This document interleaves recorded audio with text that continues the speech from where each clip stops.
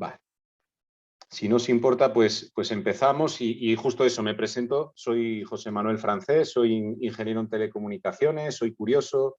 eh, Paso la mayor parte del tiempo trabajando como ingeniero en seguridad informática, pero bueno, tengo otras aficiones. Me gusta mucho investigar y también me gusta mucho el tema de autoconocimiento, desarrollo personal y últimamente pues me he estado pues de alguna manera haciendo responsable, ¿no? Cuando a uno le gusta el tema de desarrollo personal y este tipo de cosas, uno se hace responsable de sí mismo, ¿no? De sus emociones, de sus cuestiones, pero como vivimos en un tiempo de transformación tan extraordinario, ¿por qué no hacerse cargo de sus propias finanzas, ¿no? Y de nuestro propio futuro, ¿no? Ahora veremos por qué es muy importante que nos hagamos responsables de nuestro propio futuro, porque de algún modo el panorama, el panorama que nos deja la sociedad que tenemos a día de hoy, pues no es muy esperanzador, ¿no? Si no eres ya pensionista o si no tienes un gran patrimonio, el confiar en la seguridad social de tu país para que vele por tu seguro, ¿no? Por tu pequeña asignación o paga hasta que dejemos este planeta, pues va a estar complicado. Entonces, creo que es un buen momento de ganar inteligencia financiera. Yo estoy en ello, ya os digo, yo no soy broker ni estoy capacitado para dar consejos de inversión, pero creo que Bitcoin, pues por sus características, es un buen sitio donde guardar vuestros ahorros. De repente ya llevo unos meses donde estoy desbancarizándome al 100%, porque aparte de Bitcoin pues hay otros activos digitales, otras criptomonedas que me interesan y bueno, pues ya confío absolutamente en esta tecnología como medio de salvaguardar mis ahorros y como método para cambiar dinero con otras personas, no tanto para hacer pagos, pero bueno, si lo puedo hacer a través de estas plataformas totalmente cripto, pues para mí ya es mucho mejor, ¿no? Entonces, sin más, antes de entrar a lo que es el tema de Bitcoin y demás, me gustaría que reflexionemos un poco sobre un efecto péndulo que nosotros estamos sometidos en diferentes áreas de la sociedad o en diferentes áreas de cómo modelos, no es que sean modelos centrales siempre o modelos descentralizados siempre, ¿no? Esta palabra que está tan de moda ahora con el tema Bitcoin, descentralización, todos horizontales, nadie es el dueño, no hay intermediarios. Parece que estamos cambiando de paradigma en el tema de la banca, pero también hemos cambiado de paradigma de centralización, descentralización a lo largo de la historia y a lo largo, por ejemplo, del modelo social. Vamos a poner un ejemplo como eran las polis griegas, ¿no? Donde, no sé si se ve completa la transparencia, no se ve completa. A ver. Vamos, un segundito. Vamos a ponerla. Ahora sí. Por ejemplo, las ciudades griegas o las polis griegas, pues eran un ejemplo de descentralización, ¿no? Donde eran autosuficientes esas ciudades-estado, donde tenían sus propias monedas, tenían su propio gobierno, su propio ejército y eran independientes unas ciudades de otras, a pesar de que colaboraban o comerciaban o formaban una red de ciudades, ¿no? A lo largo de todo el Mediterráneo. Ese péndulo pues, se puede girar al otro lado y lo que tenemos, aquí lo que tenemos es el Imperio Romano, por ejemplo, como un modelo centralizado, ¿no? Donde recae el poder político, religioso, judicial y legislativo en el emperador, ¿no? Y él es dueño y señor de todas las fronteras que se van conquistando, se van romanizando y bueno, pues así es, ¿no? ¿Dónde, ¿Dónde más podríamos tener ese modelo? Por ejemplo, el modelo de conocimiento centralizado en la Edad Media, pues estaban los monasterios y en los castillos, ¿no? Al final, donde estaban los libros y que controlaba ese tipo de información que se revelaba, ¿no? con una gran censura seguramente, era pues a través de los clérigos, a través de los reyes, a través de los nobles que tenían estos establecimientos y bueno, pues ellos tenían los libros y luego vivían los campesinos, pues que raramente, ¿no? ¿Qué pasó? Con la llegada de la imprenta surge la democratización del conocimiento como elemento descentralizado, es decir, es accesible para todo el mundo. Entonces, nos ha pasado un poco lo mismo con el tema de Bitcoin y el modelo de la descentralización y también quiero justificar un poco por qué hemos llegado aquí, es decir, por qué estamos en esta charla hablando sobre descentralización y por qué hemos llegado a un activo digital como lo es o lo ha sido el Bitcoin, a que tome un papel tan importante en nuestra sociedad estos días. Luego veremos el nacimiento de Bitcoin, es algo, nacimiento oficial, ¿no? El nacimiento oficial de Bitcoin es algo que ocurre en la caída de Lehman Brothers en 2008 y fijaos que estamos hablando como un elemento pues totalmente ya importantísimo en nuestra sociedad. A pesar de que el nacimiento es algo muy nuevo, las bases, los fundamentos y toda la matemática con la cual se sustenta pues es algo más de los años 70, pero el detalle es que hemos llegado a este punto de la sociedad porque después de la Segunda Guerra Mundial, dado que países europeos habían entrado en quiebra y en inestabilidad, pues la cosa fue a mayores y nos acabamos agarrando de los pelos la humanidad, provocando el desastre de la Segunda Guerra Mundial. Lo que sucede después de la Segunda Guerra Mundial o ya casi terminando la Segunda Guerra Mundial es que los países más importantes se juntan con el fin de que eso no vuelva a suceder, que no vuelvan a suceder esas inestabilidades entre los países y lo que se acuerda en el Tratado de Bretton Woods es que se tome el dólar como una moneda de referencia internacional. Eso está muy bien. Ese dólar como intercambio de valor entre personas tiene un sustento detrás de ese papel y el sustento que hay detrás de ese papel pues es el oro. Perdona, no os lo he dicho, pero si queréis, pues veo que podemos 6, 7, 8 personas y bueno, no hay mucho contenido teórico, también si surge alguna duda o si alguien quiere comentar algo, su punto de vista, pues oye, sin más, pues que abra el micro y comentamos, ¿vale?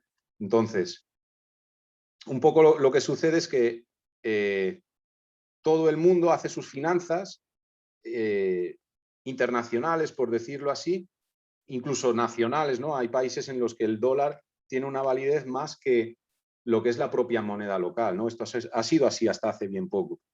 Y así se ha ido evolucionando, ahí se ha ido moviendo la sociedad desde después de la Segunda Guerra Mundial, podríamos decir hasta el año 71. Lo que ocurrió a continuación de este tratado de Bretton Woods, de que muchas naciones se juntaran, que todas hicieran ese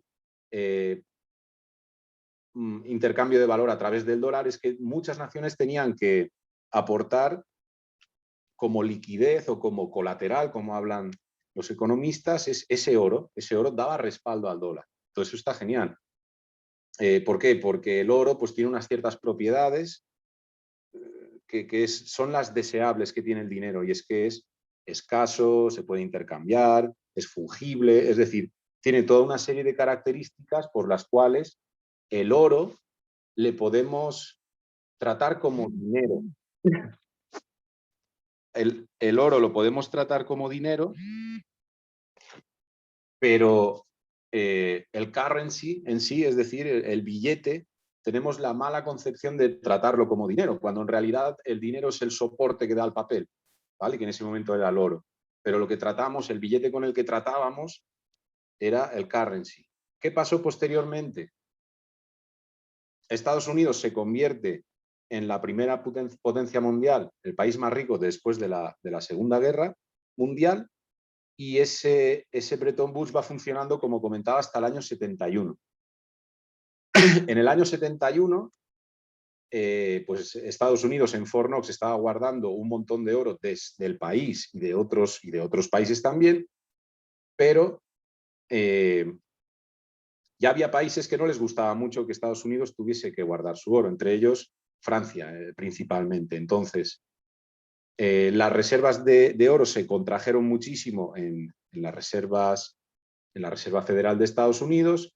Al mismo tiempo, el país estaba en una gran crisis y entonces lo que hizo el presidente Nixon era abandonar el oro como soporte para el dólar y se genera o se crea lo que es el dinero fiduciario. Ese dinero fiduciario, en realidad, por decirlo de una manera vaga y simple, es que es una fotocopiadora de imprimir dinero sin ningún tipo de respaldo. O sea, tenemos currency, que son los billetes, los papelitos de colores, pero no tenemos dinero, no tenemos un activo duro que respalde la riqueza. No es oro, no es la productividad, no son barriles de petróleo, es decir, no hay nada. Estamos tratando, o se ha tratado los medios de masa a Bitcoin como una burbuja, pero nosotros llevamos de algún modo tratando con una burbuja desde el año 71 con los billetes de colores. Da lo mismo que sea dólar, da lo mismo que sea euro, porque no están soportados con ningún activo duro. Es más, están soportados por la confianza que nosotros le damos a nuestra banca nacional, y esa banca nacional de una manera jerárquica, todas las bancas nacionales están relacionadas jerárquicamente con la banca mundial y con los Fondo Monetario Internacional, fondos europeos, es decir, habrá una estructura diferente en cada una de las regiones del planeta, ¿no? Por decirlo así. Pero es una estructura de confianza que nosotros otorgamos de nuestras finanzas a estas estructuras bancarias que en todas sus vertientes pues están controladas por familias de poder, por una élite dentro del planeta. Entonces, de algún modo, la impresión de dinero desde el año 71, sin ningún tipo de control, lo que está generando es un efecto inflacionario, con lo que cada vez los productos tienen más costo y nuestra calidad de vida se ve reducida drásticamente. Es decir, seguramente, pues si oímos hablar a nuestros padres, nos dicen, hijo, pues es que yo con 40 años ya tenía mi coche, mi casa pagada, estaba criando 2 hijos.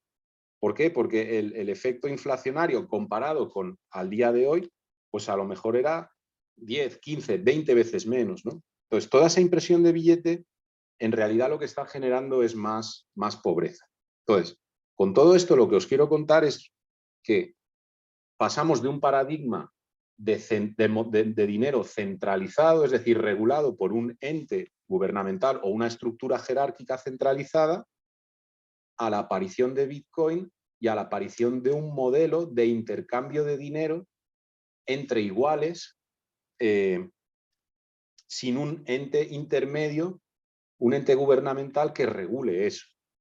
Es más, estamos pasando, y luego veremos las características de Bitcoin, de un modelo deflacionario, perdón, de un modelo inflacionario, que es el modelo fiduciario, el dinero tal y como lo conocemos a día de hoy, a un sistema deflacionario. Y ahora veremos eso en detalle. Entonces, ¿qué más cosas nos ha traído el paradigma, ¿no?, posterior a la ruptura de Bretton Woods en el año 71 hasta inicio del coronavirus? Podíamos marcar un hito, ¿vale? Si os parece, lo que ha ido llevando a toda la sociedad hasta el día de hoy, pues es prácticamente el paso a un mundo digital, a un mundo donde tenemos un tercio del capital del planeta está en Silicon Valley y quizá el otro tercio, si no los otros 2 tercios, Estados Unidos se lo fue regalando a China. Es decir, tenemos un país que lleva 20 años trabajando con el know-how de Occidente, simplemente porque se pensó o se creyó que la mano de obra era mejor que se tuviese en esos países porque las personas trabajaban a cambio de muy poco, ¿no? Entonces, ahora mismo, todo lo que no sea estar inmerso en robótica, inteligencia artificial, contratos inteligentes, blockchain, aplicaciones móviles, infoproductos, este tipo de cosas, eh, hay que estar ahí porque puede que la sociedad tal y como la conocemos no vuelva a ser nunca igual. Entonces, como vemos, estamos inmersos en una cuestión totalmente tecnológica, estamos inmersos en una serie de leyes físicas, como por ejemplo la ley de Moore. La ley de Moore significa que cada 6 meses tengo una densidad de microprocesadores mayor por centímetro cuadrado de espacio. Es decir, el ordenador o el conjunto de ordenadores que llevaron a la Luna toda la expedición americana, pues era como un edificio de 7 plantas y el equivalente en capacidad de cómputo a día de hoy, pues cabe en un teléfono móvil. Estamos hablando que las unidades de cómputo cada vez son más pequeñas y existen más en el planeta. Y eso es un aspecto energético que nosotros tenemos que tener en cuenta para el modelo Bitcoin. Luego veremos por qué. ¿Qué más cosas están sucediendo?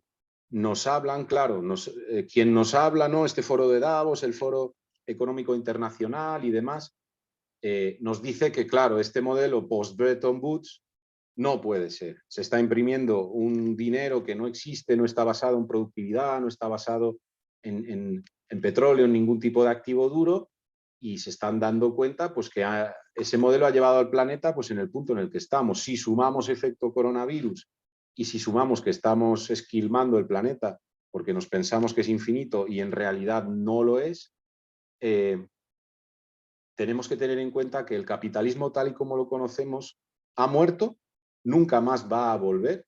El coronavirus simplemente ha sido un acelerador para entrar en un nuevo paradigma, o como llamaba Alvin Toffler, en una ola. Esta ola es muy importante que nosotros seamos capaces de poder surfearla, es decir, es una ola como estas que hay ahí en Portugal, ¿no? Enorme, la mayor ola del mundo, apenas se ve el surfero que deja una pequeña estela por ahí, pero no podemos hacer nada, no podemos pretender pararla, nos va a matar si la pretendemos parar. Entonces hay que navegarla. ¿Cómo la podemos navegar? Desde mi punto de vista, pues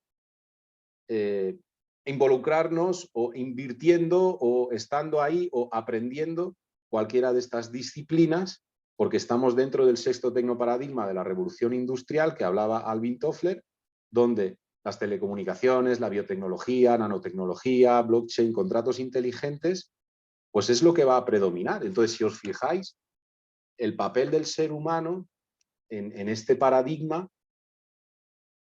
me falta la robótica también, en este paradigma es prácticamente secundario, ¿no?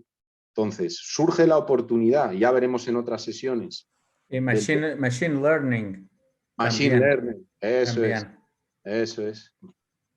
Por supuesto, business intelligence también, sí, todo, big data, todo esto es lo que rige el futuro, ¿no? Un capitalismo de vigilancia, ¿no? Porque al final toda esa gran ingesta de datos y la comunicación máquina-máquina, pues es simplemente para que ellas hagan el trabajo sin nuestra participación o para averiguar tendencias de mercado, pues por usar aplicaciones como Google, por utilizar elementos informáticos que siempre dejan un registro y una bitácora de toda la actividad, intentar que toda esa información, pues extraer ciertos datos que me permitan saber mejor qué productos y servicios debo seguir vendiendo, ¿no?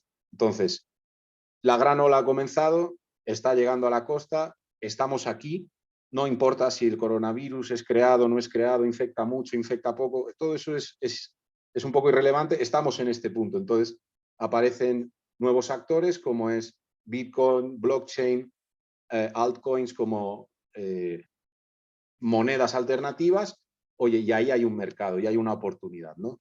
Entonces, ¿Qué propiedades o cómo podríamos encontrar elementos primos hermanos de Bitcoin, ¿no?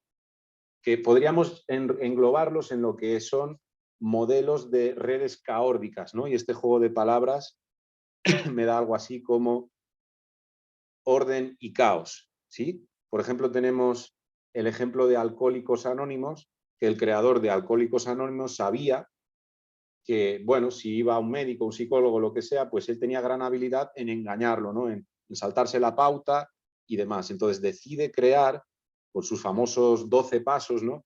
12 compromisos que todos los alcohólicos anónimos tenían pues que ir progresando, ir avanzando para sanarse, y era simplemente porque su tutor o su mentor o su compañero no era ningún coach ni era ningún médico, sino era otro alcohólico anónimo, ¿no? Entonces estamos hablando de peer-to-peer, estamos hablando de mismo nivel, personas en asociación, en un modo horizontal, donde todos tienen el mismo peso.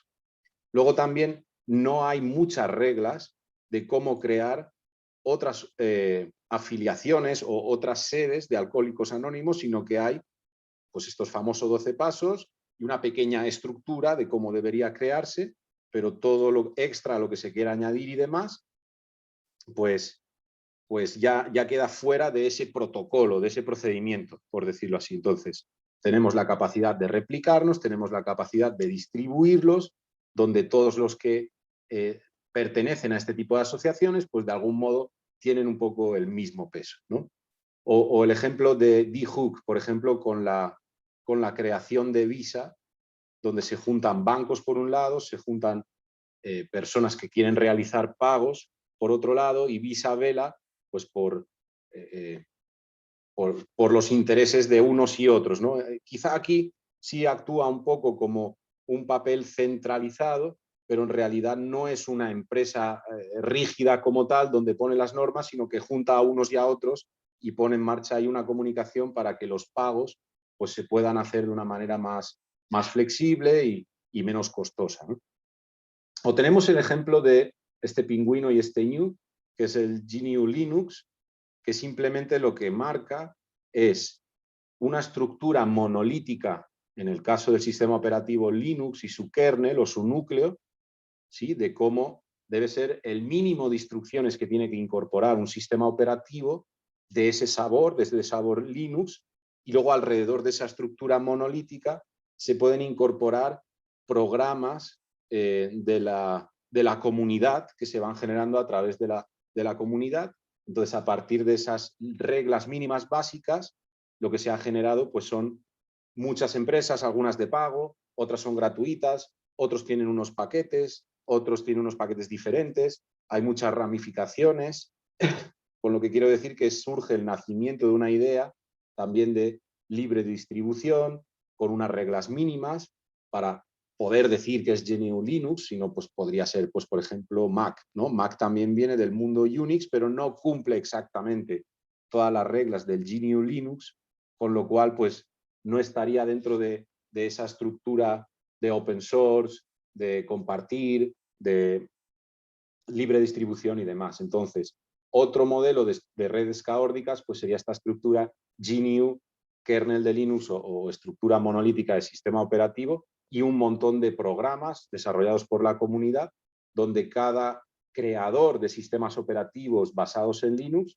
pues se reserva el derecho y tiene la libertad pues de tomar unos paquetes como parte principal de su sistema operativo, o estos navegadores, o estos programas para dibujar, o lo que sea, dentro de ese ecosistema, ¿no? de programación. Entonces, bueno, es un poco el movimiento que hemos hecho. La idea es revolucionaria porque lo que pretende es pasar de un dinero impreso en papel, dado que no está soportado por nada en este punto final en el que nos encontramos, dado que hay un precedente y es que no queremos que esté esa banca de por medio, esos fees que tenemos que pagar a bancos o interbancarios, o en fin, todo ese tipo de transacciones. Queremos eliminar los intermediarios. Disculpad. También podía ser el ejemplo de, por ejemplo, Western Union o RIA, envío de dinero, si yo quiero enviar a otro igual una cierta cantidad, típicamente lo utilizan personas que tienen bajos recursos, que emigran y trabajan en otros países.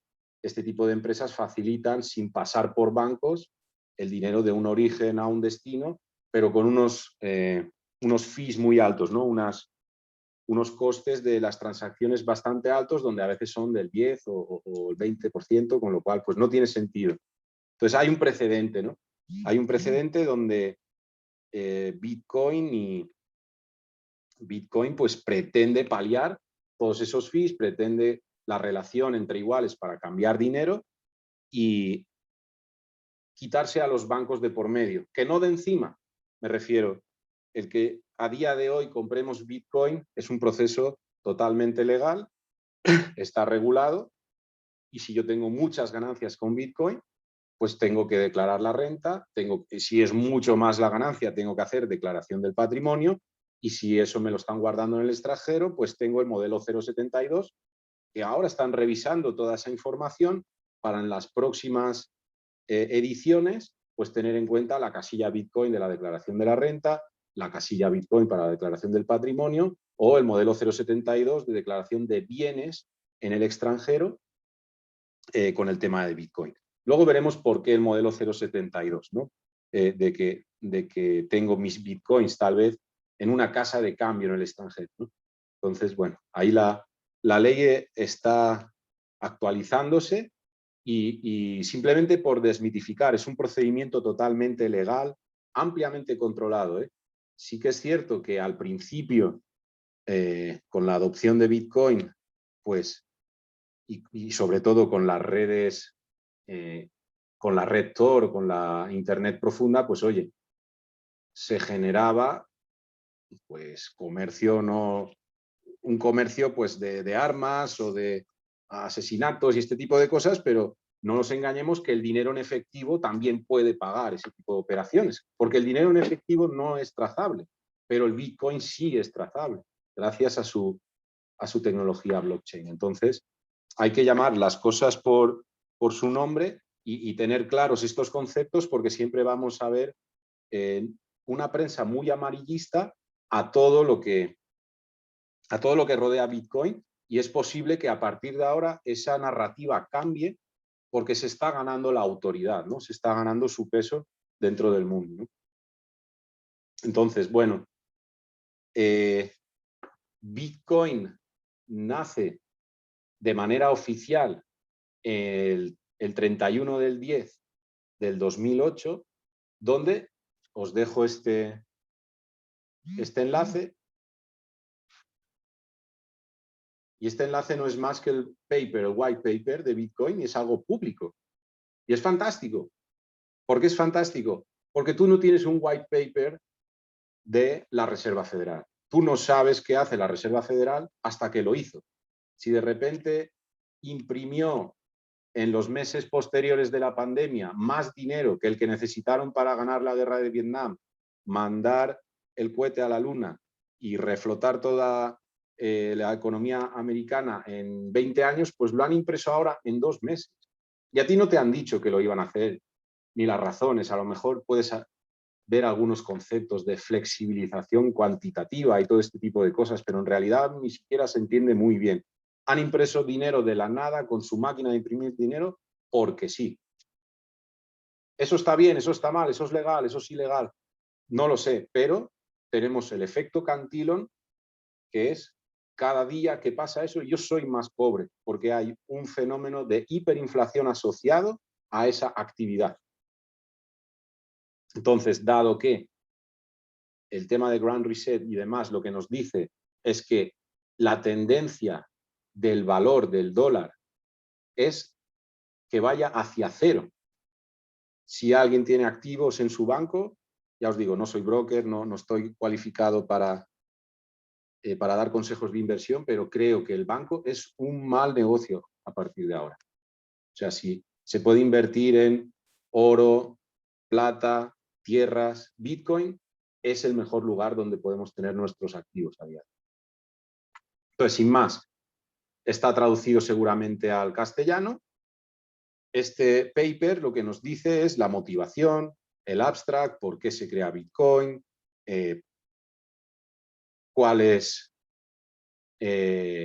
cómo va a ser blockchain, qué lleva esa blockchain, qué fundamento matemático se utiliza para dotar de seguridad y de que hay un libro mayor de cuentas inalterable, compartido por muchos nodos dentro de la red, que hay un premio para los ordenadores, al principio, ¿no? Hay un premio para aquellos que quieren minar o dotar de cierta seguridad esas transacciones para que queden registradas, inalterables e inviolables. Y eso es algo que en la banca no tenemos. Ni es transparente ni es público. No lo sabemos. En la Excel del banco nunca la hemos visto. No sabemos si el director o el trabajador de una entidad bancaria ha cambiado ese libro mayor de cuentas. No lo sabemos.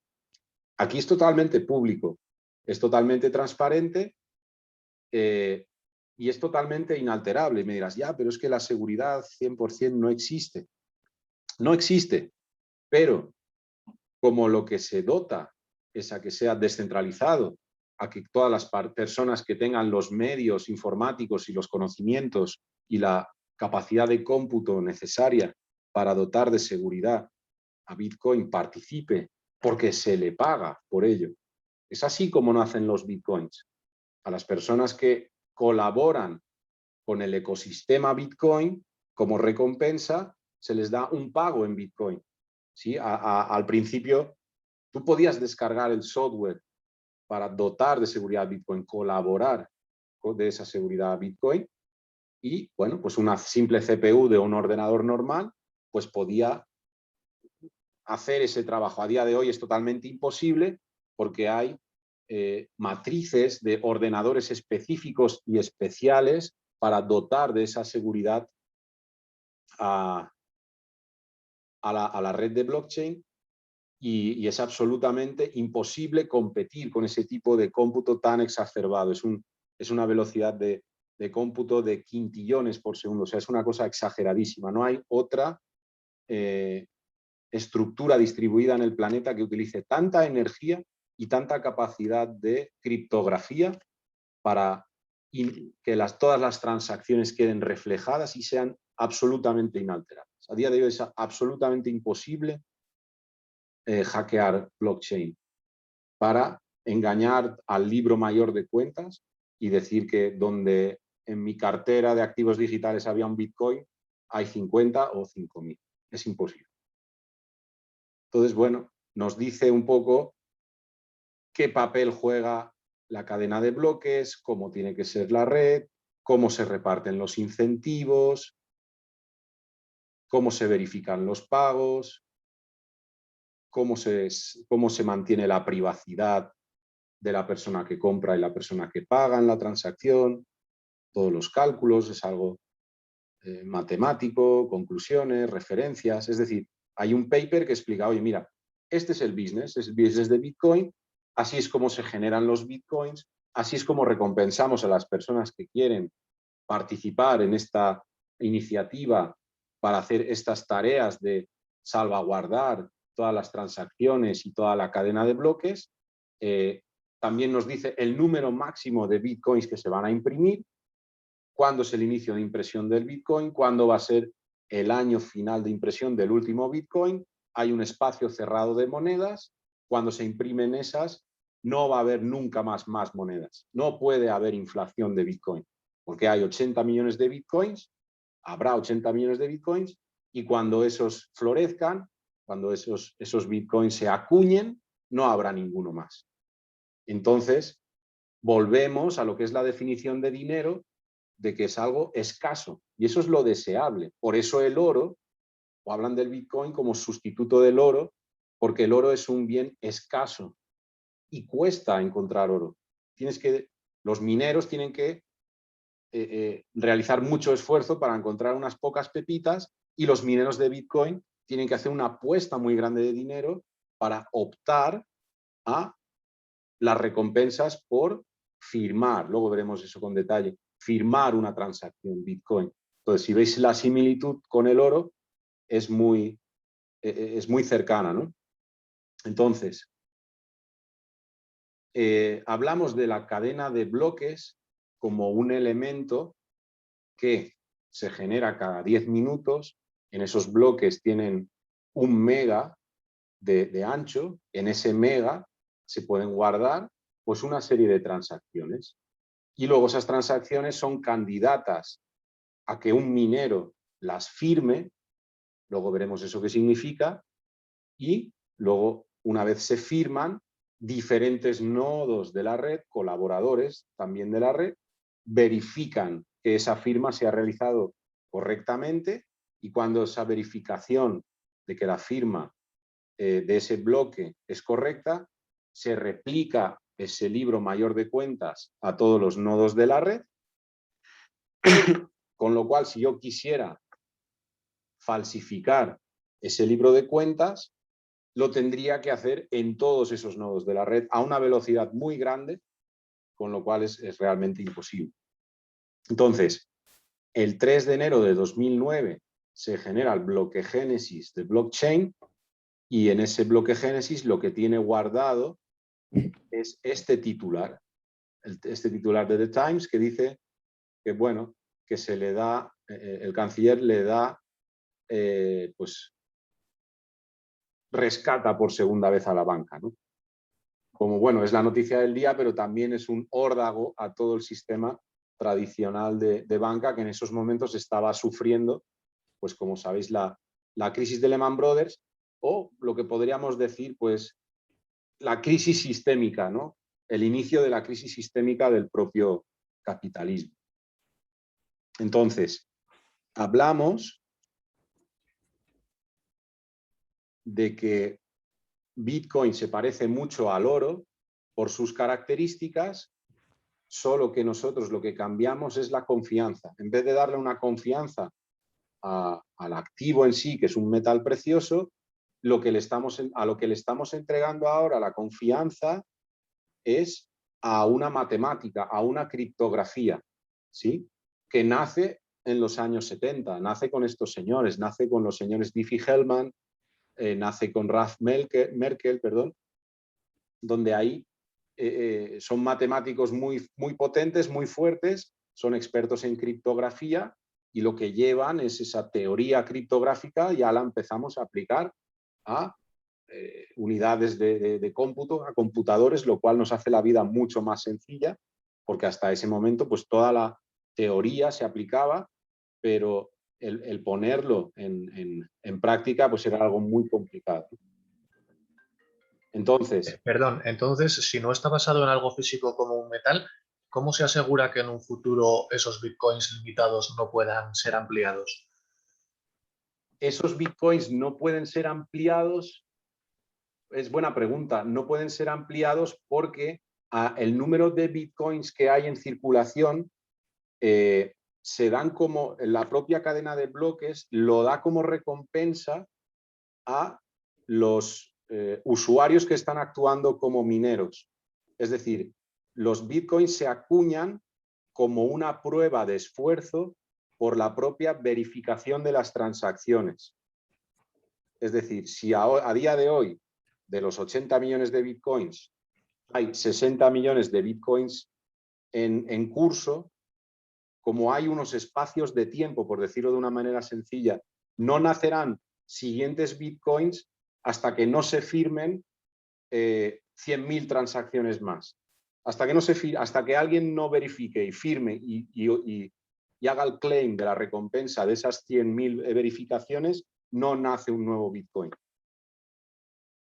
No estarán todos en curso hasta el 2100, por la propia verificación de la cadena de bloques. Sí que es cierto que no hay una revisión de quién tiene qué, de qué persona tiene esos bitcoins. Es decir, ahora mismo la cadena de bloques no contempla qué usuario tiene, qué volumen de bitcoins, perdón, tiene cada usuario que participa en blockchain. Eso sí es cierto, no se tiene. No sé qué puede pasar a futuro, pero la cadena de bloques, lo que va a pasar, que va a seguir firmando transacciones, lo que pasa es que luego no va a dar más recompensa. sí que habrá transacciones por pendientes de firma que requerirán de un esfuerzo de minería, pero cuando se realicen, los mineros, por decirlo así, que hagan esas transacciones no van a obtener nada a cambio. Ahora sí, o sea, por eso es las ganas, ¿no?, de formar pools de ordenadores especiales para hacer esas firmas, porque me dan bitcoins. Me dan bitcoins y los inyecto en el mercado y me dan otras criptomonedas o me dan dinero fiduciario a cambio. Por esa es la guerra ahora de la minería, ¿no? Todo el mundo quiere invertir en esa minería, especialmente en países donde no hay calefacción, donde es sencillo pues tener un centro de datos y demás. China quiere invertir en minería, en los países nórdicos hay grandes pools de minería, porque hay una recompensa. Como hemos hablado de que la ley de Moore, con el tiempo, pues dentro de 100 años, imagínate, hablar de informática dentro de 50, 70 años, donde la capacidad de cómputo es bestial, lo que ahora te ocupa, yo que sé, 1 hectárea de tarjetas gráficas minando Bitcoin para obtener una recompensa, pues luego cabrá en la palma de la mano. Y será 1000 o 2000 o 100.000 veces más barato de lo que es a día de hoy. Entonces, cualquiera podrá por 100 euros poner una minería, la propia organización, la propia fundación de Bitcoin, por ejemplo, para que el sistema no decaiga. Ya no habrá un ímpetu por ser minero, simplemente seguir firmando transacciones. Entonces, que sea escaso beneficia al usuario de Bitcoin, no interesa. Yo nunca haría eso, no me interesa. Claro, se podría intentar hackear, se podría intentar hacer mayor impresión, que es lo que está haciendo el sistema fiduciario. No es interesante que se introduzcan más bitcoins de los que el protocolo es capaz de hacer nacer al ritmo que se ha establecido. Porque lo hace escaso. Y lo escaso hace que gane valor. Pero vamos, es mi punto de vista. Entiendo que se puede hackear, entiendo que se podrían realizar ataques. No sabemos qué va a pasar cuando haya computación cuántica masiva para todos los usuarios, pero sí es cierto que Bitcoin a día de hoy es una tecnología en constante desarrollo donde lo que hay es unos fundamentos y una matemática para que sea seguro. Pero sí que es cierto que no está totalmente, sigue totalmente expuesto a ciertos ataques futuros, pero también hay mucho capital de inversión para intentar mejorar los protocolos o las revisiones, porque sabéis que todas estas criptomonedas, a pesar de que el valor no cambia, lo que son las revisiones de los protocolos y de los algoritmos, pues se va mejorando si se va encontrando algún defecto. Más o menos, ¿eh? No tengo el detalle ahí de técnico de qué pasaría si... Sí, o sea, ¿qué pasaría si se imprime más Bitcoin? Sí, pues una inflación y eso no es bueno. Pues es bueno que nadie lo haga. Se puede hacer, se podría hacer. Si empezamos a tener en tablas quién tiene qué Bitcoin, perdemos algo de los fundamentos, ¿no? Que es la privacidad. La privacidad de la tenencia, no que me saque la banca de encima y no que me saque a Hacienda de encima. Me saco a la banca de encima, pero el tributo no. Y es lo que está velando ahora pues todos los países en que haya una fiscalidad de todos los activos digitales. Entonces, podría haber ese tipo de ataques, pero no sería de nadie de la comunidad de Bitcoin, sería alguien detractor de Bitcoin para que el valor del activo se viese reducido.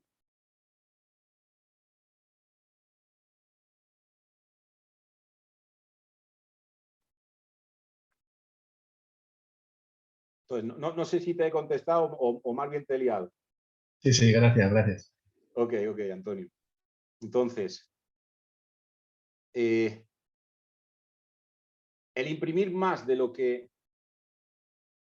El imprimir más Bitcoin, lo estoy pensando ahora, el imprimir más Bitcoin del que se supone que hay en circulación significaría cambiar el protocolo, porque el protocolo dice que cada 10 minutos se genera un nuevo bloque. ¿Qué es lo que tiene el bloque?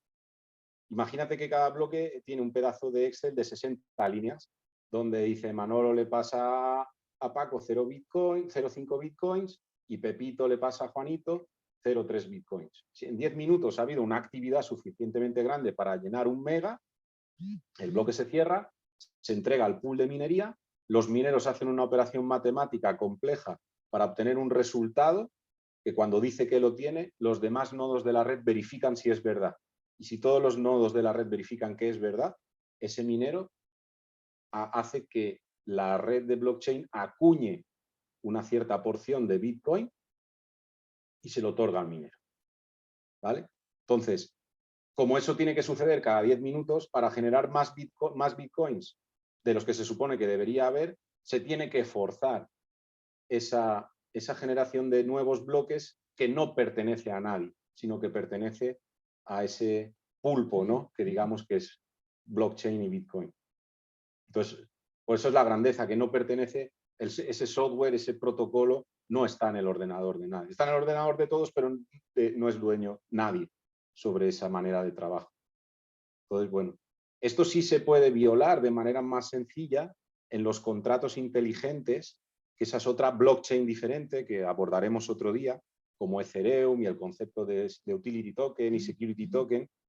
Ahí lo que también subimos a la red, en vez de transacciones o no solo transacciones, lo que subimos son contratos inteligentes y aplicaciones descentralizadas, donde ahí si está mal programado, si no ha pasado un proceso de auditoría, como el software de un banco, eso se conecta con tu cartera digital de activos y podría robarte los activos. Hay diferentes tipos de ataques que están más asociados a contratos inteligentes. Entonces, hablamos de que en vez de pasar la confianza a una pepita de oro, se la pasamos a una serie de algoritmos criptográficos. Estos son los cypherpunks, o son los primeros autores que utilizamos no solo en blockchain, porque blockchain es algo ya como bastante posterior a otras tecnologías de seguridad, como son los certificados digitales, como son las VPNs, por ejemplo, canales seguros, ¿no?, de información entre sedes remotas. Todo este tema de privacidad que utilizamos cuando no quiero ser rastreado es también a través de tecnologías VPNs, y hablar de VPNs al final es hablar de Diffie-Hellman y al final es hablar de RSA, el algoritmo RSA, que son las iniciales de los apellidos de Shamir, Rivest y Adelman, que en los 70 inventan todo lo que es el sistema de clave privada, clave pública, ¿no?, en lo que se sustentan pues la criptografía moderna, por decirlo así. Y luego tenemos diferentes variantes que son como los bloques, ¿no?, con las que se generan esa criptografía. Se habla mucho de curvas elípticas y estos nuevos sabores de criptografía, pero lo que es la base es pura y duramente matemática, la inventan estos tres señores. Diffie-Hellman inventa como el paso de claves, de una clave frente a un canal inseguro, como podría ser previo a establecer un túnel VPN. Y luego tenemos los árboles de Merkle, que es la relación que tienen los diferentes elementos de un bloque dentro de la blockchain, pero bueno, dentro de lo que es la informática y algoritmia y demás, pues esos árboles se utilizan masivamente y también lo hacemos en blockchain. Luego aparece que la figura del creador de blockchain, que es Satoshi Nakamoto, y nadie sabe quién es. No se sabe quién es. Se sabe que Satoshi Nakamoto pues tuvo una serie de conversaciones en el momento que tenía esa idea de lanzar el proyecto de blockchain, que tiene conversaciones y se envían emails con los primeros, con algunos cypherpunks que no están aquí, pero son los primeros adalides, ¿no?, como veremos luego. Por ahí está Wikileaks, por ahí había unos ciertos actores que, bueno, eran o les interesaba el uso de recibir dinero de una forma anónima por la actividad a la que se dedicaban, como el caso de Wikileaks, o eran auténticos desarrolladores y tenían esa vena hacktivista y esa vena cypherpunk, como pues gente disconforme, gente con mucho conocimiento y obviamente no conforme con el sistema establecido. Entonces, como que estaban ya listos todos los pilares para para la descentralización, se podía utilizar el modelo de código abierto, era público, sin fronteras, de una manera neutral, resistente a la censura y resistente a las modificaciones. Entonces, este Satoshi Nakamoto, cuando todo se pone en marcha, desaparece de la escena. Y es curioso porque este señor vive en California y casualmente se llama Satoshi Nakamoto, y cuando la prensa de Estados Unidos le fue a abordar, dice, sí, yo me llamo así, pero yo no tengo ni idea de qué es esto, yo no entiendo qué es esto de blockchain ni de Bitcoin, yo no he hecho nada. Entonces, bueno, es un regalo, ¿no?, que se da a la humanidad, por decirlo así, de un intercambio de valor entre iguales peer-to-peer, sin la necesidad de una organización central y con la garantía de que es seguro. Y también os lo digo, no está basado ahora mismo en ningún respaldo duro, al igual que el dinero fiduciario. O sea, en vez de tener fe en los papeles de colores, empezamos a tener fe en la electrónica, la comunidad, que todo el mundo lo puede usar, que todo el mundo puede participar para firmar, minar y ganar su recompensa, que todo el mundo puede montar un nodo para ser otro nodo verificador. Pero no hay un activo duro detrás de eso. No hay un activo duro detrás de eso, pero ver personas como MicroStrategy, Tesla, incluso esta semana creo que ha empezado a invertir George Soros, que es un magnate de las finanzas también, y son gente muy experta y muy senior en el mercado.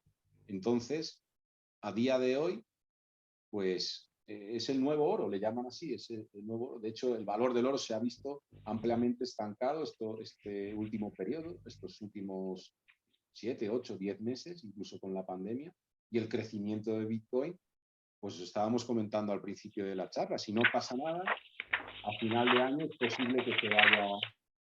posible que se vaya a los $200.000. Entonces, la promesa para este año son los $200.000, la promesa a medio plazo es que nos vayamos al $1.000.000 por cada Bitcoin. No sabemos cuándo, pero mientras siga este modelo fiduciario, donde la tendencia del valor del dinero es cero, no hay mejor sitio donde guardar tus ahorros. Porque la gente ha perdido la fe en ese sistema y cada vez está teniendo más fe en este sistema. El dinero podríamos decir que es casi una cuestión metafísica ahora. ¿Dónde se tiene la confianza? ¿En qué se tiene la confianza? Entonces, la licencia de Bitcoin es como una Massachusetts Institute Technology License, significa como mucho del software libre que utilizamos día a día, es abierto, gratuito, libre, sin derecho de reconocer al autor, ni copyleft, ni copyright, ni nada. Es de la humanidad, es así. Cada vez se incorporan nuevos actores al proyecto de forma altruista, pero ya les conviene. Si una empresa como MicroStrategy o Tesla mete 1.500, 3.000, 5.000 millones de dólares, ya le va a... O sea, ya le va en su vida pues involucrarse en el proyecto, en la fundación, en cómo se puede aportar capital, de cómo se puede aportar más seguridad, más robustez, que la tiene por el propio diseño del algoritmo. Es un algoritmo bello en cuanto a eso, pero oye, siempre surgen nuevos retos y también hay muchas empresas que velan pues porque toda esa seguridad, toda la implementación, pues si cabe mejorarla o lo que sea, pues van a estar ahí. Entonces, ¿qué elementos tenemos de la infraestructura? Voy a intentar ser lo menos exhaustivo posible porque, como hemos visto, tiene una matemática muy compleja detrás de ello y simplemente necesitamos conocer así conceptualmente un poco. Luego os puedo dejar referencias de libros y demás totalmente infumables, ¿no? de la editorial O'Reilly, que detalla todo lo que es el protocolo, cómo funciona toda la algoritmia y demás. Pero el detalle es que hay nodos. Los nodos, yo puedo montar un nodo de Bitcoin, cualquiera de nosotros puede montar un nodo, que no una minería, sino un nodo. Un nodo que lo que va a hacer es copiar el libro mayor de cuentas, recibir una copia del libro mayor de cuentas Juanito le pasó a Pepito tantos bitcoins y viceversa, el libro mayor. Tenemos los peers, es decir, tengo un ordenador, tengo un teléfono móvil con un software gratuito, que es una wallet, que es una cartera, mi cartera digital, que tiene una dirección de la red de Bitcoin, donde si conozco la dirección de red de Bitcoin de otra persona, pues puedo iniciar una transacción siempre y cuando tenga fondos. Ese peer-to-peer, esos pares, lo que tienen es una wallet, esa wallet o cartera, que puede ser de muchos tipos. Fijaos, vamos a ver.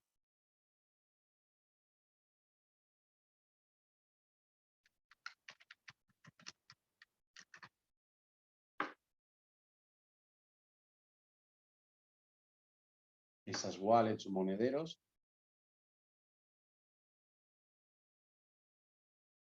pues pueden estar para Bitcoin, es decir, lo puedo guardar en el teléfono móvil, puedo comprar una especie de USBs tipo, estos se llaman wallets frías, donde soportan Bitcoin y otro tipo más de criptomonedas. Tengo Trezor, tengo Ledger y, como veis, pues me guarda Bitcoin, Litecoin, Binance, BNB, Ethereum, un montón de diferentes criptomonedas y tienen un poco el aspecto que vemos aquí, un poco difuminado, y es esa especie de USB o dispositivo hardware donde pues tiene una cierta seguridad al acceso y un pequeño software donde yo pongo mi dirección de Bitcoin y quiero mandar una cantidad a otro usuario. ¿Cómo sé que lo estoy mandando a ese otro usuario? Porque previamente en un correo electrónico, un WhatsApp, lo que sea, me pega esa dirección.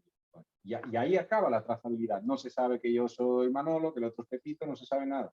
Pues hay que tener mucho cuidado a la wallet donde estoy mandando realmente el dinero. Ese debería ser mi único objetivo. Como es un número bastante largo y un simple dígito que yo no teclee bien puede acabar pues que ese dinero se pierda en el limbo de la informática, suelen haber esos códigos QR donde yo puedo acercar el móvil y me captura el valor de la dirección de Bitcoin, con lo cual se hace más sencillo, ¿no? Entonces tenemos software que podemos instalar en nuestro ordenador, tenemos esas carteras frías, lo puedo dejar en una exchange, esto de aquí, por ejemplo, es Binance, que luego haremos alguna referencia. Binance es una exchange. ¿Qué es una exchange? Es una casa de cambio donde yo entro aquí con mi usuario, mi contraseña, me doy de alta. Luego os pasaré un enlace para que podáis registraros y de algún modo, como venís referidos por mi cuenta, pues tenéis una pequeña comisión de descuento en las transacciones que hagáis y no es más que entrar a tu portal, como harías, pues yo que sé, en la banca tradicional. Te tienes que dar de alta, tienes que poner tu correo electrónico, una contraseña, un segundo factor de autenticación con el teléfono y, por ley, tienes que identificar. Tienes que hacer una fotocopia de tu documento nacional de identidad y seguramente también te pidan pues, una factura del teléfono donde realmente se vea que tú vives en tal domicilio. ¿Por qué se hace esto? ¿Por qué se han establecido esa legislación? Esto ya no tiene nada que ver con Bitcoin. Esto ya está asociado a la fiscalidad y es un acrónimo que es KYC, que significa Know Your Customer. Ese Know Your Customer, todas las casas de cambio están obligadas a dar parte a las autoridades locales, nacionales en este caso, al fisco, a Hacienda, para evitar el blanqueo de capitales, que yo soy quien digo ser y que tú eres quien dices ser, ¿vale? Entonces, primera desmitificación, esto es solo para narcotraficantes y es solo para lavado de dinero. La primera barrera de entrada que tengo al mundo de compra de Bitcoin es que me tengo que identificar fuertemente. Vale. Siguiente paso. Luego los veremos, si no me desvío, pero tenemos aquí, por ejemplo, un ejemplo de una cartera fría. Aquí, por ejemplo, no sé si veis mi pantalla, aquí tengo un plugin en mi navegador. La pantalla no se ve. Ah, no se ve. Ah, vale, porque se ve solo, dejadme ver.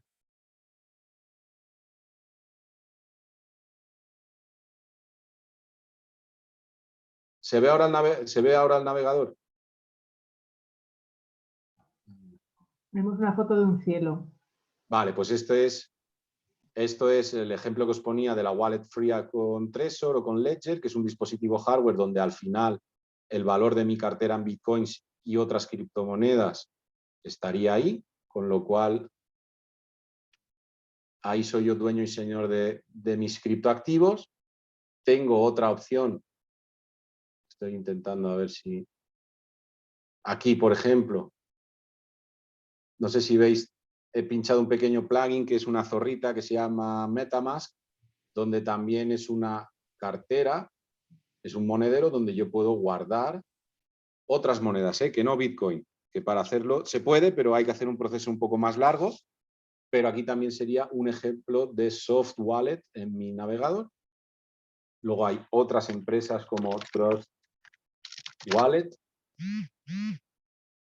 ¿vale? También sería otro ejemplo de criptomonedas y ya está. Entonces, tengo esas tres opciones. Oye, necesariamente tengo que pagar 50, 90, 170 euros para comprar una wallet fría. Pues hombre, si tienes un montón de dinero, te lo recomiendo ya.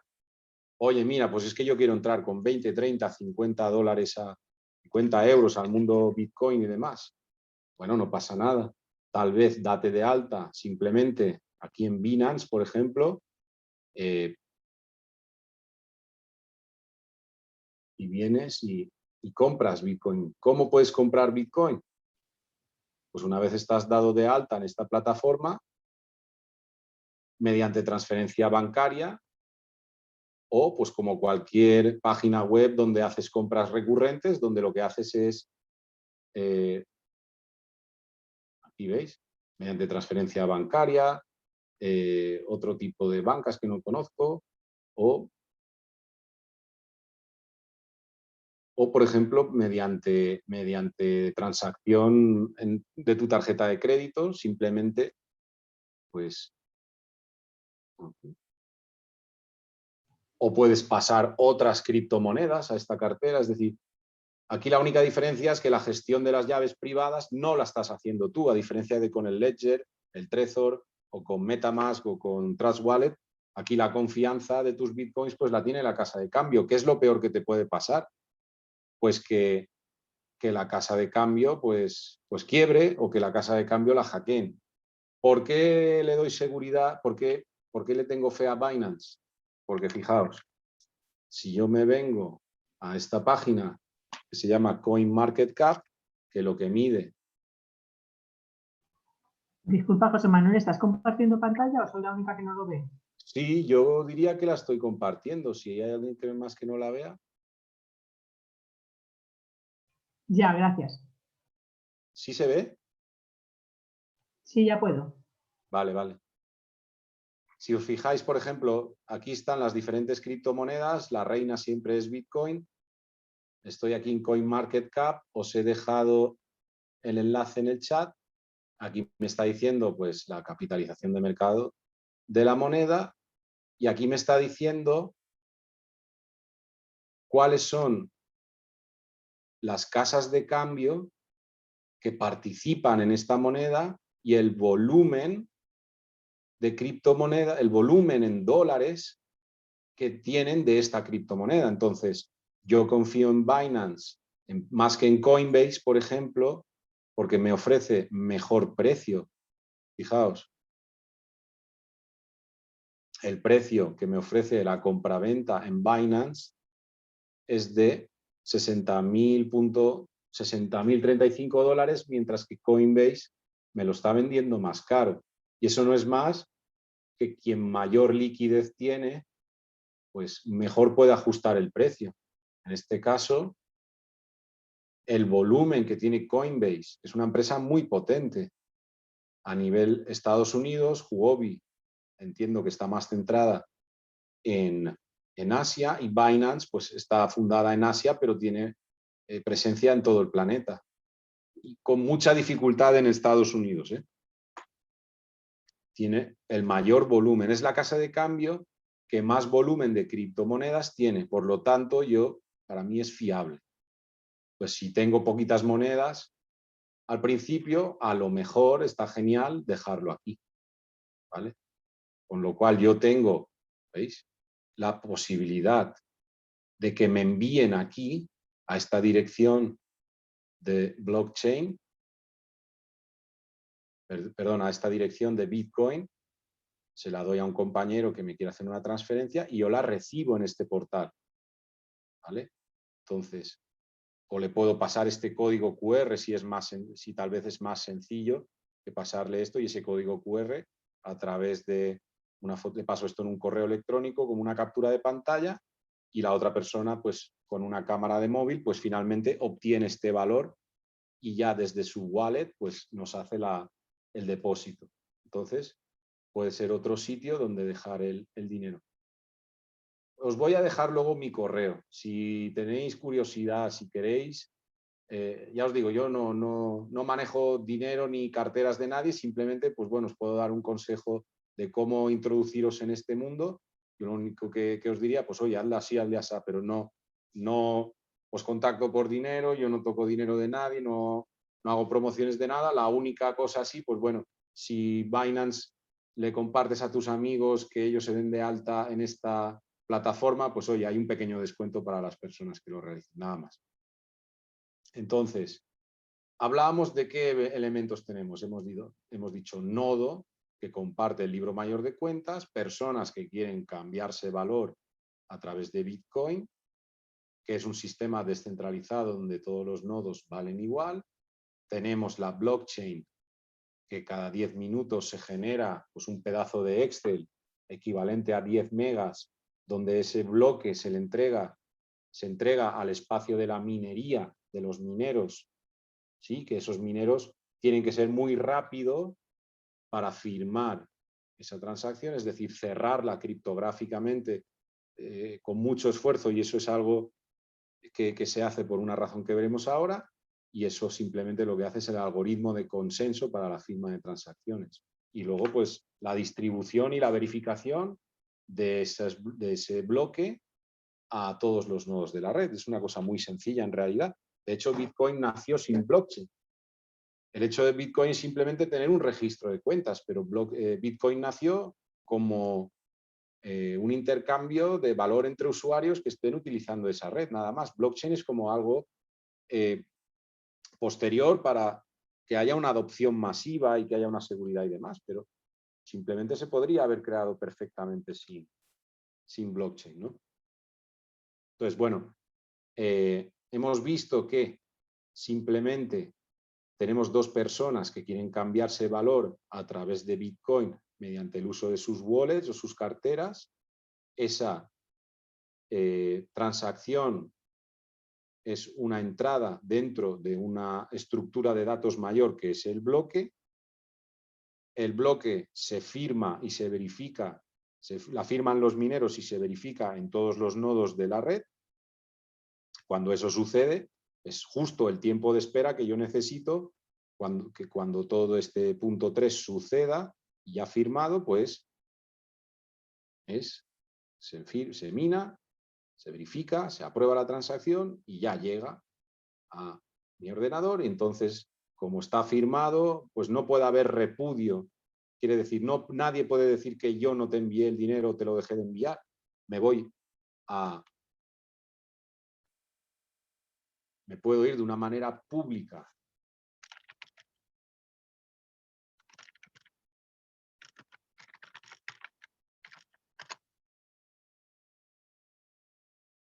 al explorador de la cadena de bloques.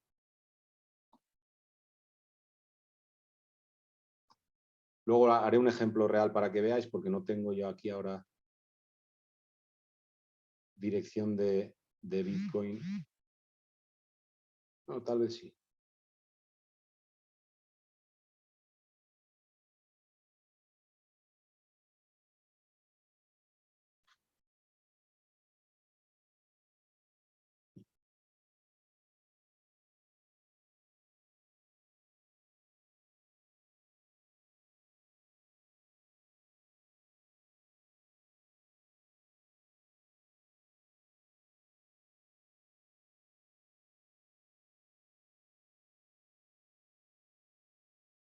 Aquí tengo mi dirección de Bitcoin. Me vengo al explorador de la blockchain. Pego mi dirección de Bitcoin.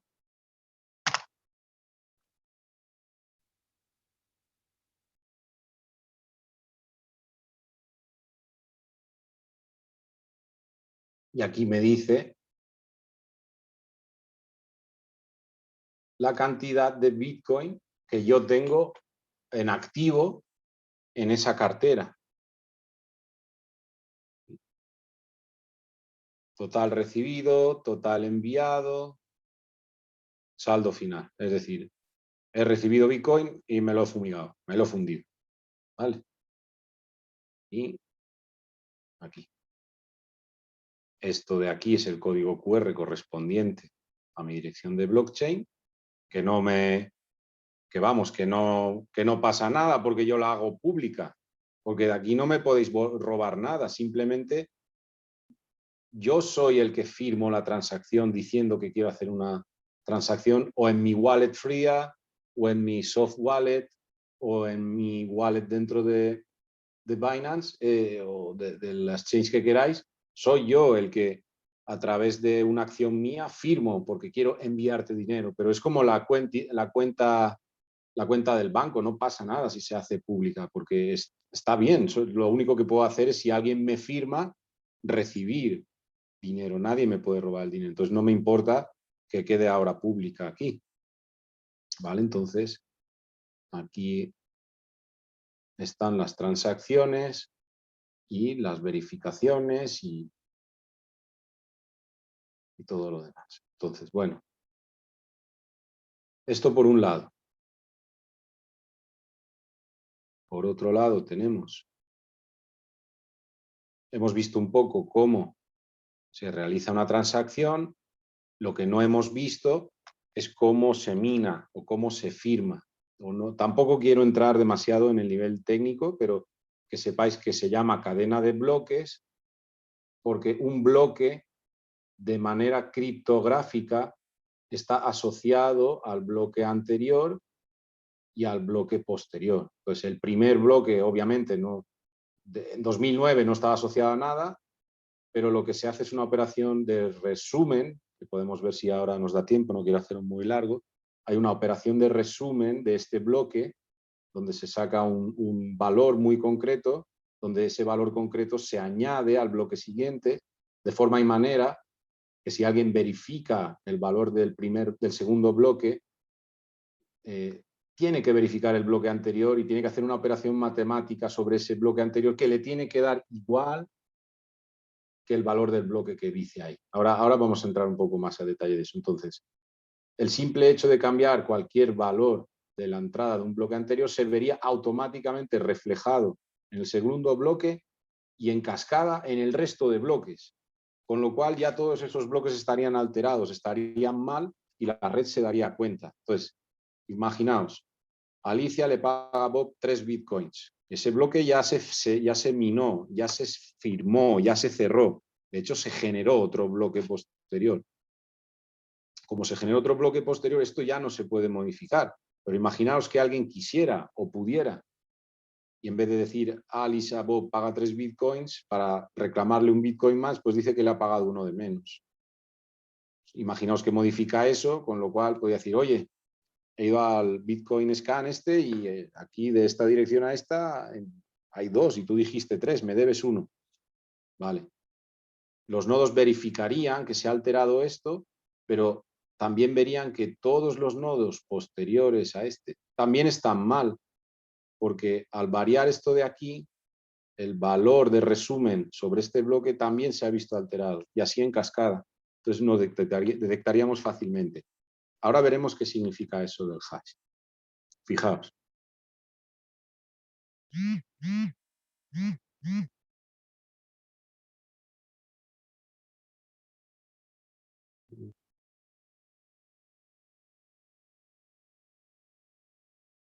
A ver si lo encuentro.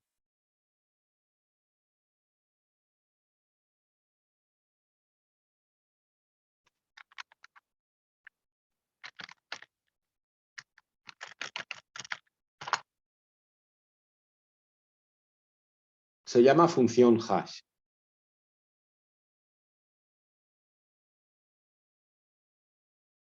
Concretamente, hash SHA-256.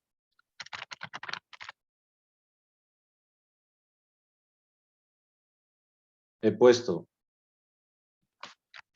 hola amigo y lo que me genera es una función matemática de 256 bits de ancho. Fijaos, más o menos, ¿eh? Este es el valor que tiene la cadena. Hola amigo. ¿Vale? Ponemos aquí. Aquí me lo apunto.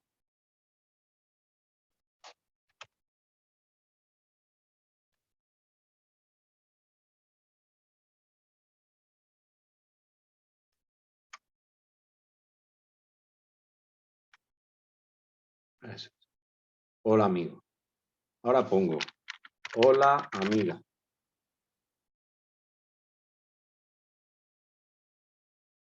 Y esto tiene un efecto cascada enorme, es decir, el cambiar algo me genera un número, no sé si se aprecia, si no lo hago un poco más grande,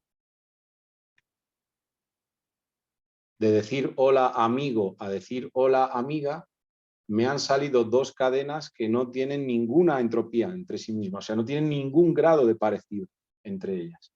Entonces, imagínate que este resumen viene a afirmar algo así como Paco 3 bitcoins a Pedro, Juan 7 bitcoins a Pepito.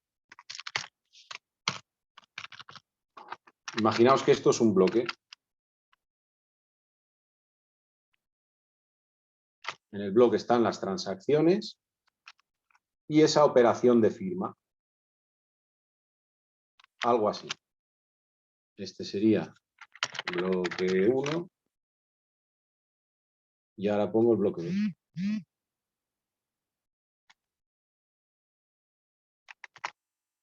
En el bloque 2 hay la referencia del bloque anterior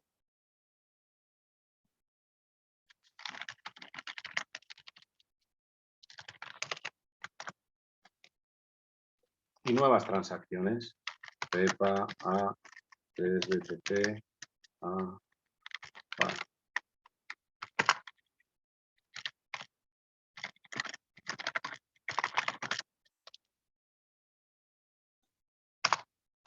Ahora,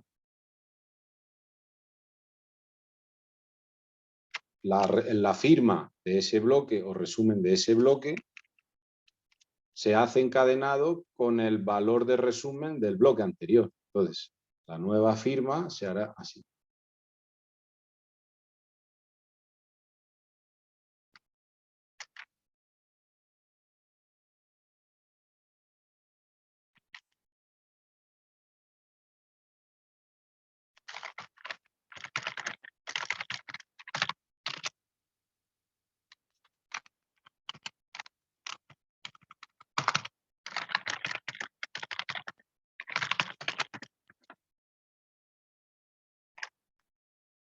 Si yo vengo a cambiar este valor de aquí para engañar a la blockchain, automáticamente lo que me va a cambiar es este resumen de aquí. Y como este resumen de aquí está incluido como un campo de datos en el bloque posterior, puesto que esto ha cambiado, si yo como un nodo verificador, imaginaos que lo varío esto de aquí, con lo cual esto debería variar. Si esto varía, aunque sea solo un dígito, por hacerlo sencillo, varía un dígito, si vuelvo a coger todo esto y hago la operación de verificación, obviamente no me va a dar lo mismo.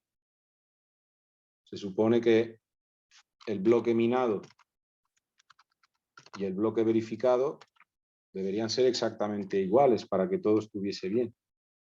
Como veis, ese pequeño cambio en el bloque anterior ha alterado el resumen del bloque anterior y ha alterado el cuerpo del bloque del resumen actual.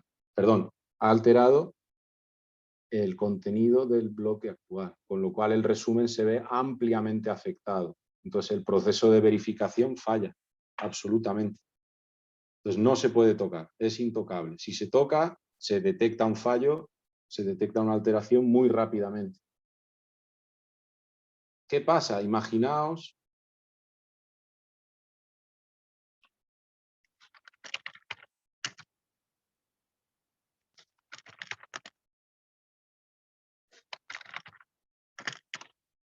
que yo lo que podría hacer es, imaginaos que todo el espacio de blockchain estuviese circunscrito a 3 nodos. No estamos hablando de minería, ¿no? Sino estamos hablando que los nodos ya han sido minados, ya han sido verificados, ya se ha estampado con esos hashes, con esas sumas de comprobación. Yo podría decir, bueno, yo lo que puedo hacer es, como sé que las operaciones se van a firmar y se van a replicar y se van a verificar en estos nodos, si yo soy capaz de manipular una entrada antes de que se firme y llegue a cada uno de los nodos poniendo un bloque generado por mí, pues ahí podría yo ganar la delantera y verificar y falsificar esa transacción. Sí, eso es cierto. Pero fijaos cuántos bloques a día de hoy se están firmando por segundo en Bitcoin.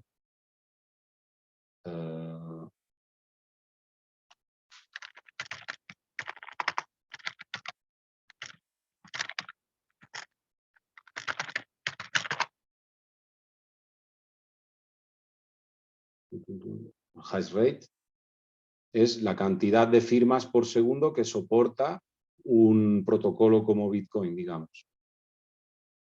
A ver si sale por aquí algún número.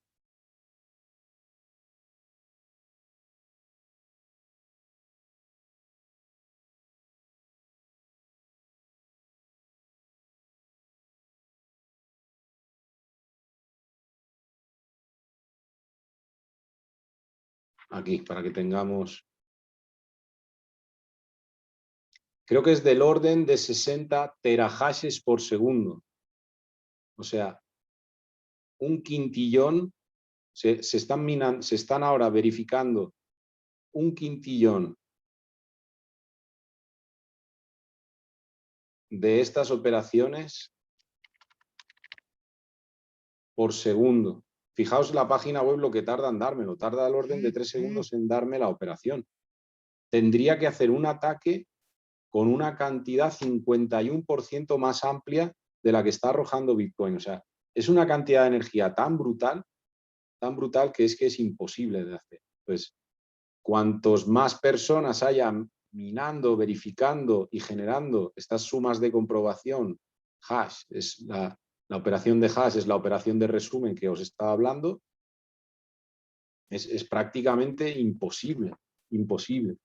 Entonces, ahí está la robustez de Bitcoin. Como nodos verificadores debe haber, pues yo qué sé, cientos de miles, si no decenas de miles, hacer un ataque del 51% para engañar a todos esos nodos verificadores con esa velocidad de cálculo que a día de hoy disponen un montón de países a lo largo del planeta, pues vamos, es que debería de acabar pues con otro planeta extra en cuanto a energía y recursos naturales para poder atacar a Bitcoin. Entonces, por ahí es que la gente le da confianza e invierte en esto, porque es muy difícil que alguien pueda manipular el libro de cuentas. Básicamente es por eso. Entonces, ya para casi terminar, hemos visto que la matemática que hay detrás de la cadena de bloques es robusta, que lo que guarda la cadena de bloques son las transacciones entre usuarios.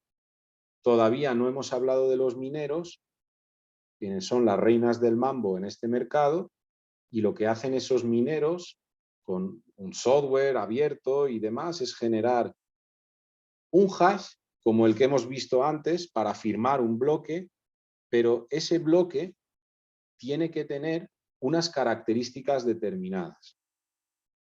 Hemos dicho,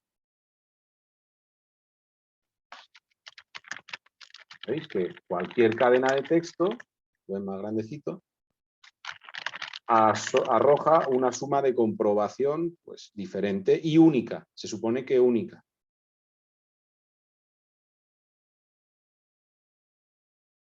Lo que me está obligando blockchain para que yo me lleve una recompensa por la firma de un bloque es que el bloque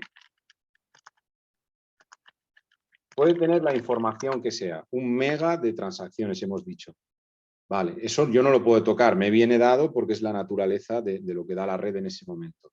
Lo que me dice blockchain, si yo quiero ser minero, es debes encontrar un nonce, un número de 5 dígitos, tal que cuando se realice el hash, los 3 primeros dígitos tienen que ser 0.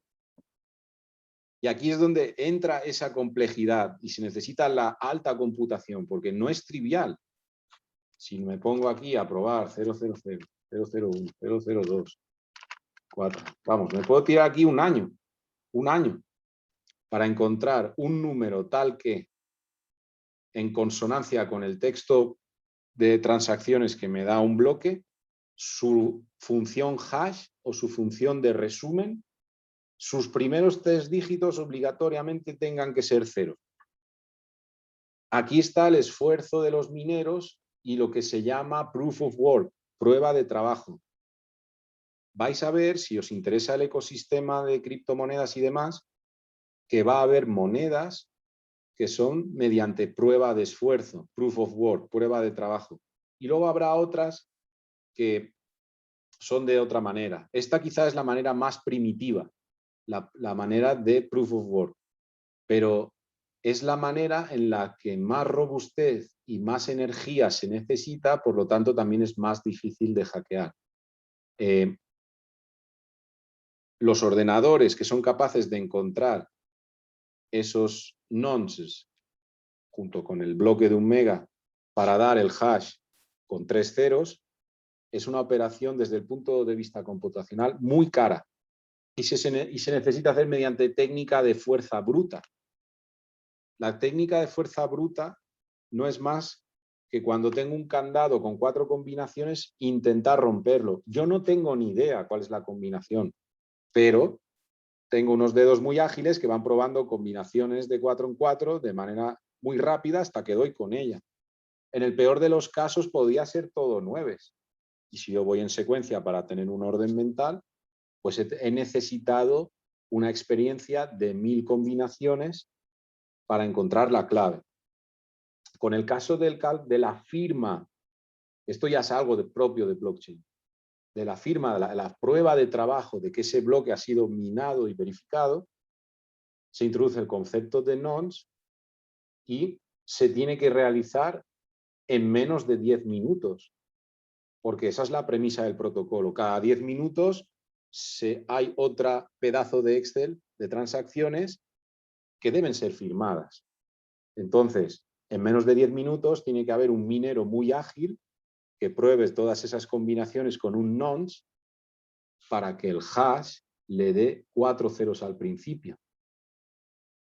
¿Sí? En 10 minutos, no es que en 10 minutos tengo el tiempo máximo para hacer mediante la combinación de estos numeritos de aquí que el hash me dé 4 ceros o 3 ceros al principio. Es que tengo que ser el más rápido de todos los mineros de la comunidad para que se me otorgue el premio por firmar la transacción. Entonces, claro, si yo me bajo un software aquí, a lo mejor el software me da la posibilidad de firmar 3 hashes por minuto, pero si me voy a un RUC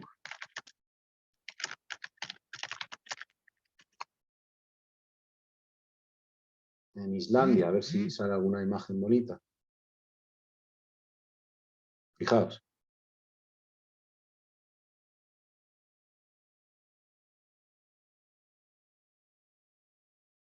Un poquito. Fijaos, esto es un centro de datos en Islandia donde no necesita refrigeración, donde hay matrices y matrices y matrices, no de ordenadores, sino de una pieza muy concreta de los ordenadores, que son las tarjetas gráficas, que son muy ágiles calculando polígonos y calculando hashes, más ágiles incluso que las CPUs normales.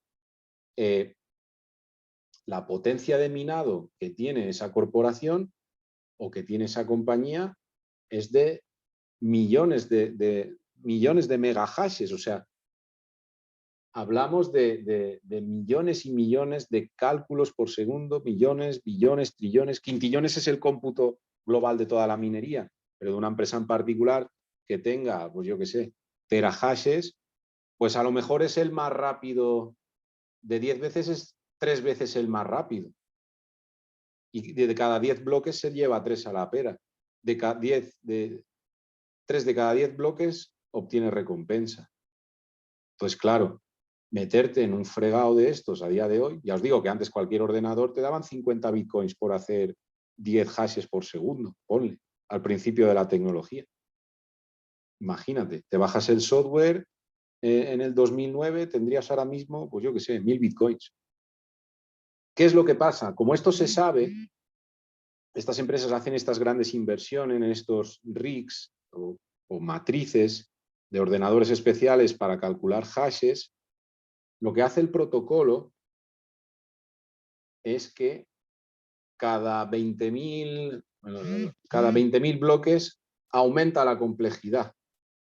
A lo mejor te dice, pues ahora no quiero que encuentres 4 ceros al principio, ahora quiero que encuentres 5 ceros al principio con ese nonce, y luego 6 ceros al principio, y luego 7 ceros al principio, con lo cual yo tengo que ir probando cada vez más combinaciones para obtener el resultado que me marca la complejidad del algoritmo.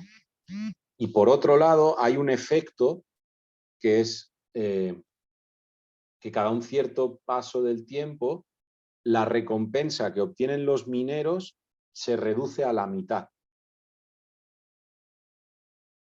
Entonces, bueno, ahí hay toda una idiosincrasia que hace que sea más complejo obtener recompensas, que sea más complejo obtener los beneficios por minar Bitcoin, y hemos dicho que la recompensa es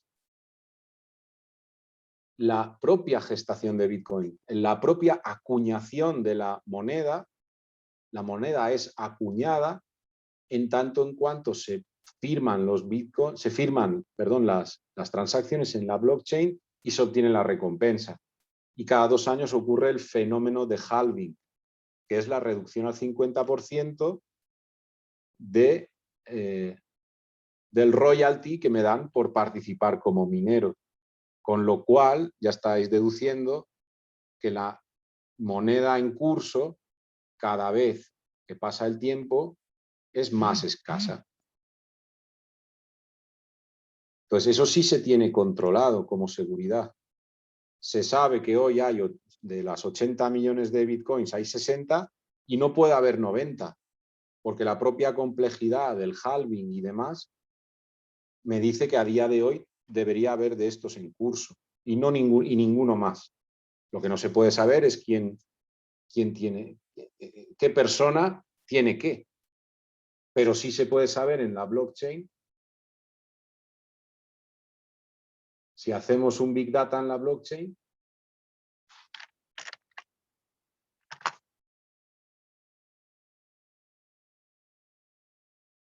fijaos, por ejemplo, vamos a hacerlo, no sé, blockchain, top accounts. Aquí están las direcciones de blockchain y la cantidad que tiene cada uno. Si yo sé que a día de hoy hay tal cantidad de monedas y aquí tengo una lista con todos los usuarios que tienen esa moneda. Yo no sé quién son, pero tengo las direcciones. Y si yo hago la suma de todas las cantidades de todos los miembros que tienen de esa moneda, me tendría que salir esto. Si voy y reviso el algoritmo matemático, a fecha de hoy, desde su creación, me tiene que coincidir lo real con lo establecido. por el tema del halving, por el tema de la complejidad y demás. Entonces esa es la manera de ver que nadie está introduciendo más monedas de las que son. Entonces, más o menos, he intentado no ser muy intenso con la parte matemática, es un reto porque realmente es tiene una base matemática complicadísima. Os voy a dejar este recurso en el chat, porque tiene unos pequeños vídeos de cómo utilizar las demos. Os voy a dejar también mi correo. Algunos de vosotros ya tenéis mis datos. Os voy a dejar mi teléfono también.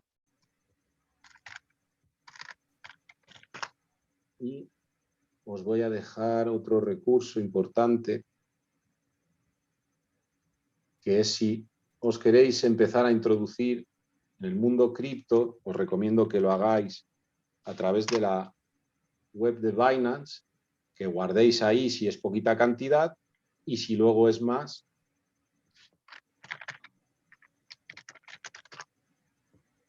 pues que adquiráis este tipo de carteras frías, que simplemente pues con guardarlas en una caja fuerte pues es suficiente.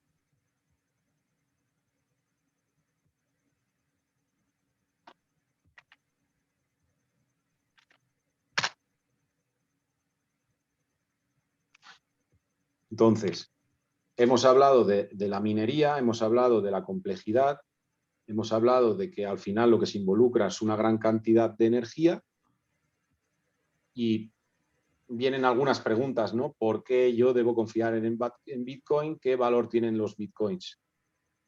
Tienen la misma utilidad que tiene cualquier otra moneda. Es durable, portable, fungible, escasa.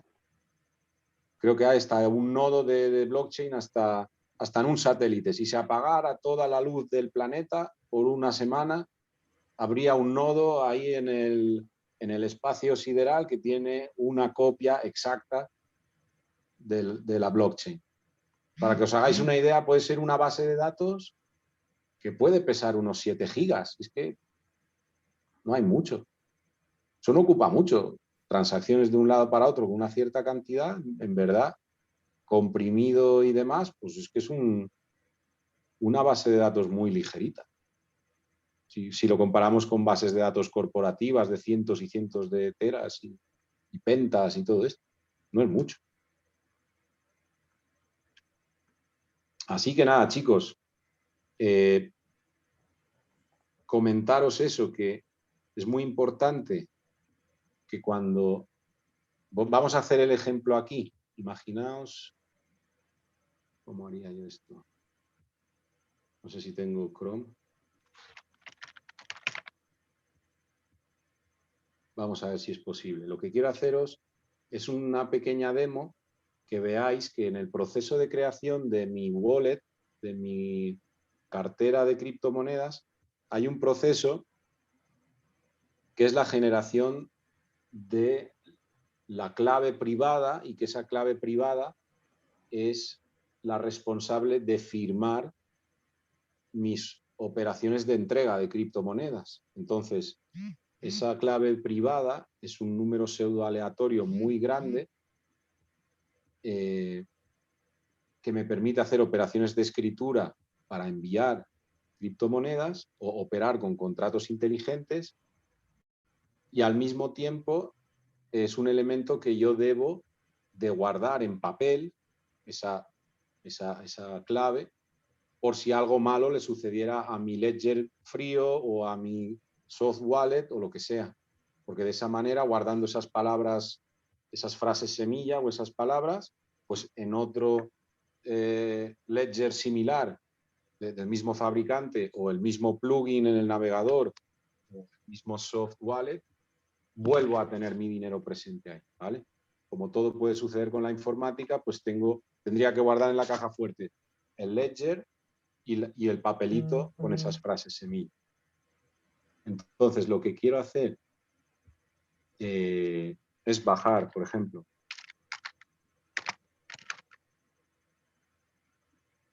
No lo hagáis, porque esto es para guardar otro tipo de moneda. Simplemente que veáis el aspecto pedagógico de esto. Me bajo la cartera, lo instalo en mi navegador. Ah, mira, no me deja, bloqueado por el administrador.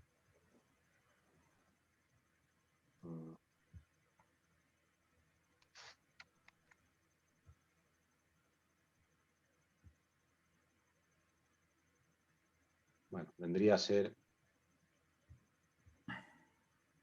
A ver, algo así. Perdonad, ¿eh?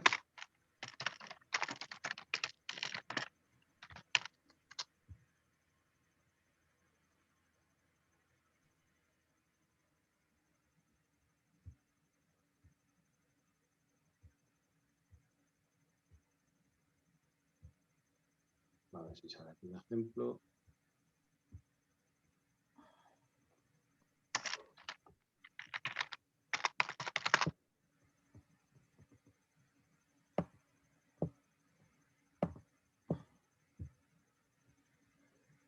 Esto sería, esto es lo que quería mostrar. En el proceso de inicialización del ledger que me compre o del plugin que yo quiera utilizar para mi wallet, lo que me va a aparecer es, bueno, bienvenido al software, en este caso MetaMask. Te dice, oye, tienes ya unas frases semilla existentes porque quieres recuperar una cuenta que es de tu propiedad o quieres generar un nuevo contenedor de criptomonedas. No, quiero generar uno nuevo. Venga, vale. Generas una frase de paso para acceder, pues como cualquier otro tipo de software. Cuando tienes eso, te dice, mira, de manera pseudo aleatoria, con un proceso matemático que no viene al caso, por favor anota en un papel estas palabras. Suelen ser 12, 18, 20 palabras. Así, pues en inglés, tú las anotas en tu cuaderno y ya está. Y con eso ya se genera ese contenedor de criptomonedas que tiene dos cosas. La frase semilla y la contraseña para acceder al aplicativo. ¿Qué pasa con eso? Imaginaos que el ordenador me lo roban o lo que sea. Como yo tengo, o el ledger me lo roban. Como yo tengo estas palabras, me compro un nuevo ledger o instalo en otro ordenador otra vez el aplicativo, pongo esas frases semilla y me vuelven a aparecer ahí todos los años. ¿Vale? Tan simple y tan complicado como eso. Luego, ¿qué me va a hacer? Confirmar. Me vuelven a aparecer las palabras de manera desordenada y yo las tengo que ir picando en el orden correcto y si todo va bien, pues nada, ya me aparece mi cuenta con mi dirección y con los activos que yo tenía guardados. ¿Vale? Así más o menos. Perdonad que no lo hayamos podido hacer en vivo, pero esa es la idea.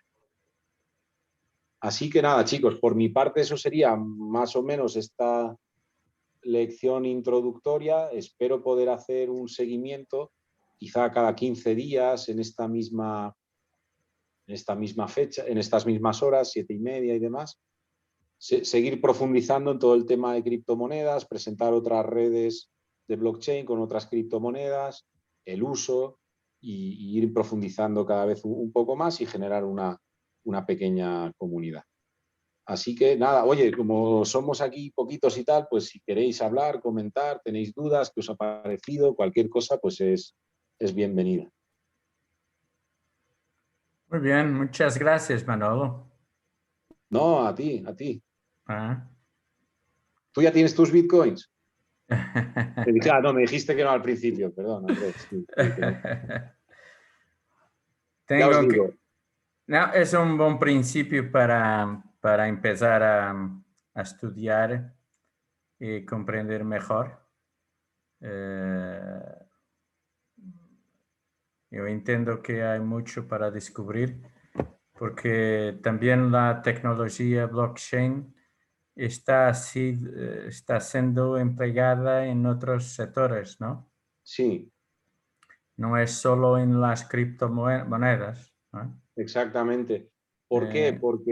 Porque es una prueba frente a la censura.